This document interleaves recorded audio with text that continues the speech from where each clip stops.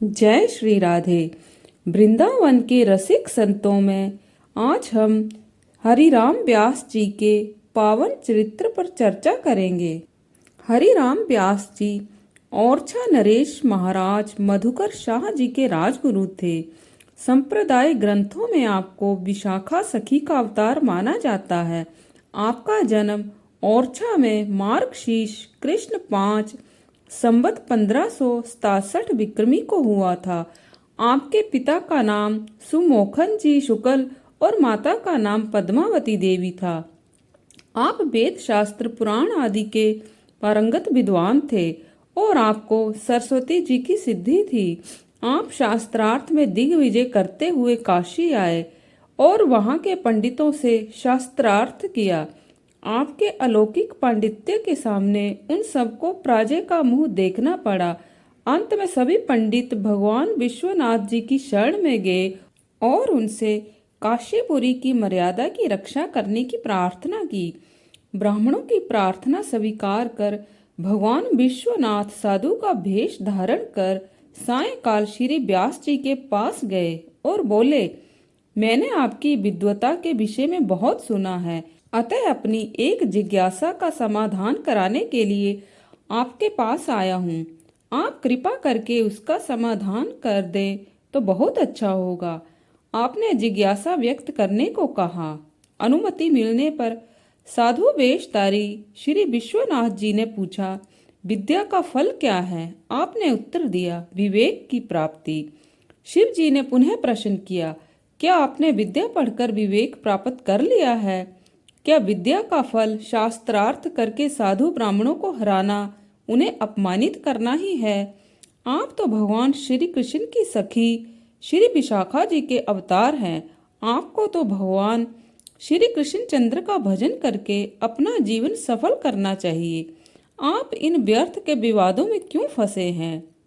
साधु वेशधारी भगवान विश्वनाथ जी के इस प्रबोधन से आपके ज्ञान चक्षु खुल गए और आप दिग्विजय का विचार त्याग कर तत्काल घर लौट आए और वैष्णवी दीक्षा लेने का विचार करने लगे। परंतु ये समझ में नहीं आ रहा था कि गुरु किसे बनाए। भगवत कृपा से इसी बीच वृंदावन से श्री हित हरिवंश महाप्रभु जी के कृपा पात्र श्री नवलदास जी महाराज विचरण करते हुए ओरछा आए और आपके अतिथि हुए। उनसे श्री हित हरिवंश महाप्रभु जी के बारे में सुनकर आप बहुत प्रभावित हुए और मन ही मन उन्हें गुरु बनाने का निश्चय कर लिया। अब आपका मन घर पर ना लगता और श्री वृंदावन के कुंजों के दर्शन की लालसा दिनों दिन बढ़ती गई। एक दिन आपने घर द्वार सब कुछ छोड़कर श्री वृंदावन धाम की राह ली और श्री नवलदास जी के पास पहुंच गए तथा उनके माध्यम से श्री हित हरिवंश महाप्रभु के चरणों में जा पहुँचे। आपको अधिकारी जानकर महाप्रभु ने संप्रदाय की दीक्षा दी और श्री युगल किशोर की उपासना का रहस्य समझाया। आपके वृंदावन चले आने पर आपके घर परिवार के लोग आपको वापस बुलाने आ गए और किसी भी प्रकार पीछा ही नहीं छोड़ रहे थे। परिवारी जनों के साथ विचार विमर्श में उस दिन बहुत समय बीत गया, अतः आप संतों की शीत प्रसादी भी ना पा सके। आपकी भगवत प्रसाद में अनन्य निष्ठा थी। प्रसाद ना पाने के कारण आपको बहुत ही पश्चाताप हो रहा था। जब परिवार के लोग आपको वापस घर लाने में सफल नहीं हुए तो स्वयं ओरछा नरेश महाराज मधुकर शाह जी इन्हें लेवाने आए। महाराज सीधे आपके गुरु श्री हित हरिवंश महाप्रभु जी से मिले और उनसे निवेदन किया कि हमारे गुरुदेव श्री व्यास जी यदि यहाँ रहते हैं तो केवल आत्मश्रेय का संपादन करेंगे और यदि ओरछा नरेश में विराजते हैं तो इनके साथ साथ संपूर्ण देशवासियों का कल्याण होगा। अतः आप कृपा करके इन्हें आज्ञा दीजिए कि ये वहीं चलकर स्वयं भक्ति साधन करते हुए अपने सदुपदेशों से लोक का भी कल्याण करें। श्री हरिवंश जी ने महाराज के निवेदन पर हामी भर ली। जब इस बात का पता श्री व्यास जी को हुआ तो वे श्री धाम वृंदावन के वियोग में व्याकुल हो गए और वहां के सभी वृक्षों और लताओं से लिपट लिपट कर रोने लगे। आपकी इस प्रेम विह्वलता का ज्ञान होने पर श्री हित महाप्रभु जी बड़े प्रसन्न हुए और आपको बुलाकर आशीर्वाद दिया कि तुम अविचल श्री धाम वृंदावन निवास करो। श्री मधुकर शाह जी महाराज भी इनकी वृंदावन निष्ठा देखकर दोनों महापुरुषों का चरण वंदन कर ओरछा वापस लौट गए। जब आपके पत्नी पुत्रों को ये विश्वास हो गया कि अब आप ओरछा नहीं आएंगे, तो वे लोग स्वयं ही वृंदावन आ गए और श्री हित हरिवंश महाप्रभु की आज्ञा से वहीं रहकर संत भगवंत की सेवा करने लगे। यहाँ तक कि आपकी धर्म पत्नी ने तो अपने आभूषण तक बेचकर संत सेवा में लगा दिए। आपके 3 पुत्रों में सबसे छोटे श्री किशोर दास जी श्री स्वामी श्री हरिदास महाराज जी के कृपा पात्र थे। आपकी पुत्री भी परम भगवत भक्ता थी।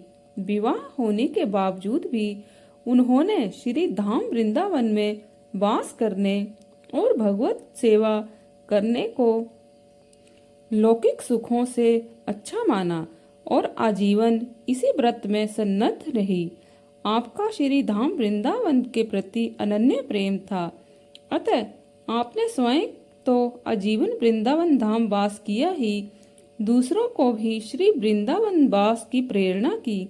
एक बार की बात है, एक संत तीर्थ यात्रा करते हुए श्री धाम वृंदावन आए और आपके पास ठहरे।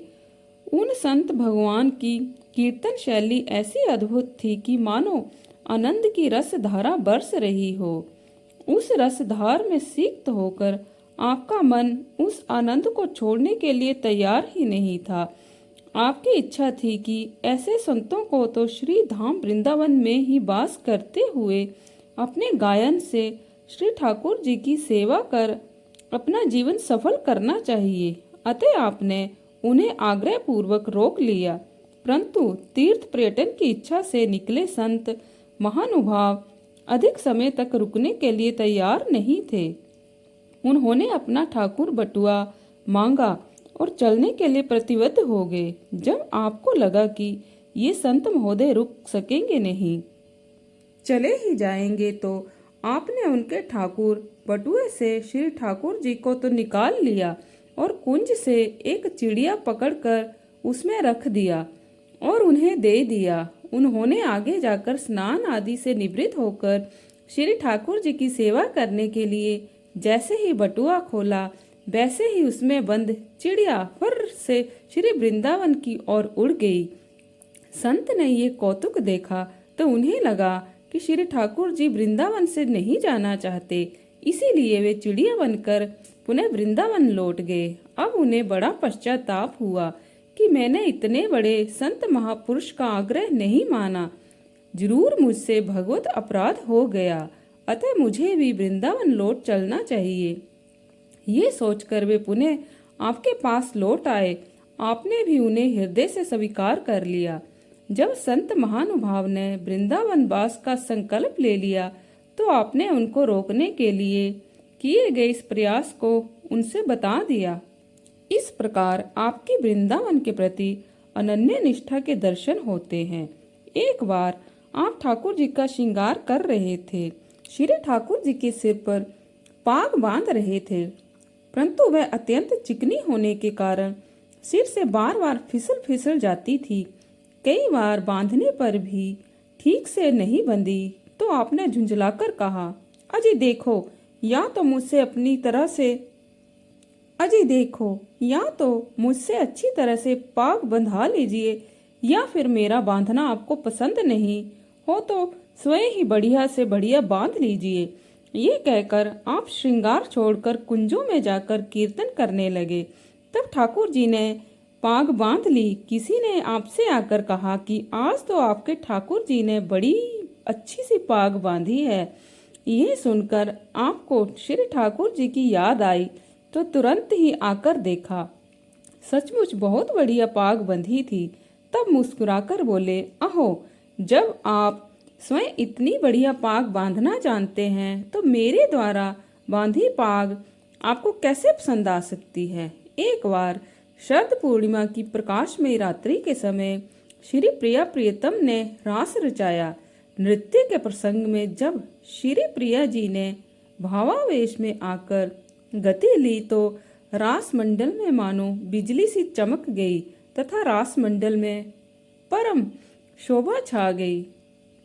तब तक श्री प्रिया जी के पांव का नूपुर टूट गया और उसके घुंघरू बिखर गए। यह देखकर रसिकों का मन बेचैन हो गया, परंतु उसी क्षण श्री व्यास जी ने नूपुर को पुनः पूर्ववत पोंछकर बड़ी सावधानी पूर्वक श्री प्रिया जी के चरणों में बांध दिया, जिससे नृत्य में कोई भी व्यवधान नहीं आने पाया। श्री व्यास जी के 3 पुत्र थे। इन्होंने अपने पुत्रों में अपनी संपत्ति का बंटवारा नितांत नवीन ढंग से किया। एक हिस्से में संपत्ति का बंटवारा में तो श्री ठाकुर जी की सेवा को रखा, दूसरे हिस्से में धन इत्यादि और तीसरे हिस्से में श्याम वंदनी और छाप को रखा। अपने तीनों पुत्रों को छूट दे दी कि वे स्वेच्छा अनुसार जो चाहे ले लें।